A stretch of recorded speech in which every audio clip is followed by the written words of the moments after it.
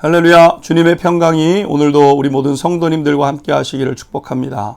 오늘의 말씀은 누가복음 20장 19절에서 20절, 하나님을 향한 섬김과 세상을 향한 도리입니다.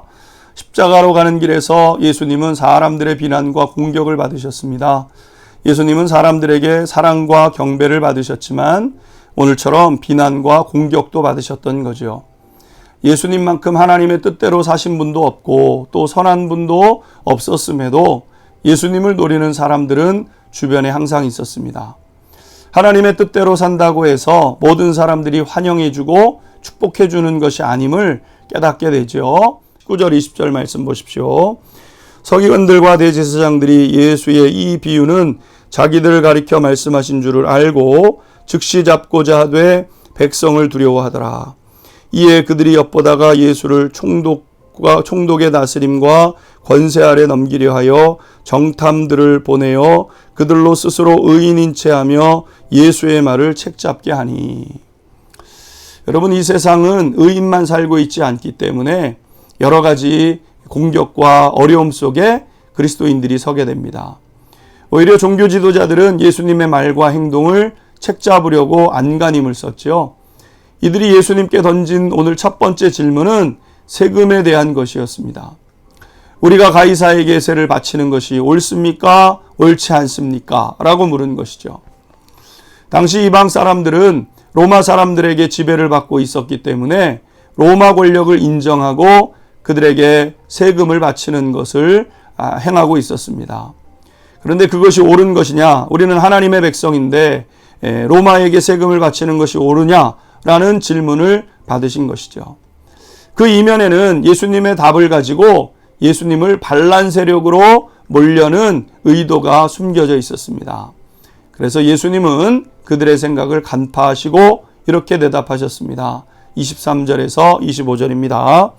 예수께서 그 간계를 아시고 이르시되 데나리온 하나를 내게 보이라. 누구의 형상과 글이 여기 있느냐? 대답하되 가이사의 것이니이다. 이르시되 그런즉 가이사의 것은 가이사에게, 하나님의 것은 하나님께 바치라.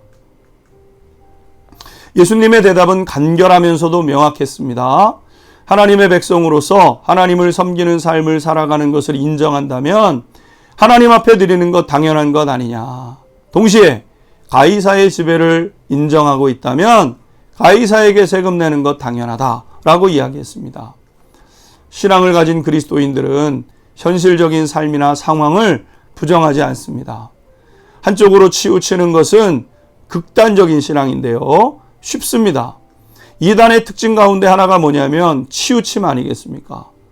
구원을 얻기 위해서 다 바치라고 하고 세상의 삶과 자신의 의무를 포기하라고 이야기를 합니다. 그래서 어떤 사람들은 실제로 남편과 자녀도 버리고 집단 생활에 들어가는가 하면 세상 일들을 다 버리고 이단 단체에서 요구하는 일들을 행하게 되는 것이죠.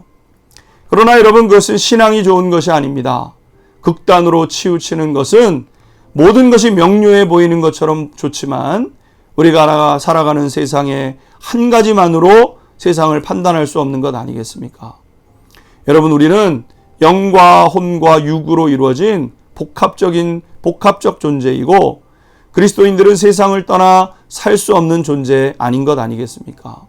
세상에 머물러야 하고 세상을 거룩하게 해야 하고 그러한 의무가 우리 가운데 있는 것이죠. 그러므로 우리는 하나님을 향한 생활과 세상에서의 삶을 동일시하며 감당해야 합니다. 우리는 예배도 드려야 하고 부모님도 섬겨야 하고 이웃도 도와야 하는 것 아니겠습니까?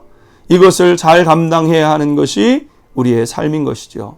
그러므로 사랑하는 성도 여러분, 삶의 자리자리마다 잘 감당해가는 성도님들이 되십시오. 언제나 어디서나 그리스도인으로 살아가며 소금과 빛의 사명을 감당해가는 우리 모든 성도님들 되시기를 주님의 이름으로 축원합니다. 기도하겠습니다. 하나님을 향한 섬김과 세상을 향한 도리를 다 감당할 수 있는 그리스도인 되게 하여 주옵소서. 세상의 빛과 소금으로 살아내기에 부족함이 없도록 역사하여 주옵소서. 예수 그리스도의 이름으로 기도하옵나이다. 아멘.